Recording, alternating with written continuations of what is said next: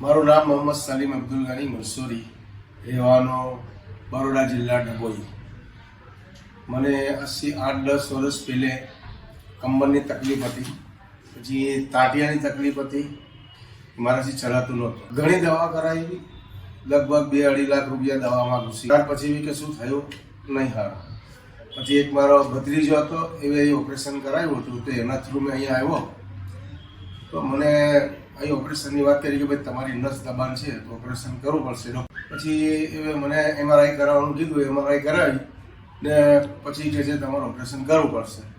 તો મેં એડમિટ થઈ ગયો અને પછી મારો 2 દિવસ પછી ઓપરેશન કર્યું અને મને લગભગ 5 દિવસમાં રિકવરી આવી ગઈ. બીજે દિવસે મને ચાલવાનું કીધું તો મેં એકદમ કમ્પ્લીટ 2 હાથ છોડીને ચાલ્યો. મને જે ઘોડી આપેલી ને તો મેં ઘોડી અધર ઉચકી લીધેલી અને પછી ચાલ્યો. વિસ્તારનો સ્વભાવ અને મસાલા જે દવાખાનું છે એ બી બહુ સારું છે.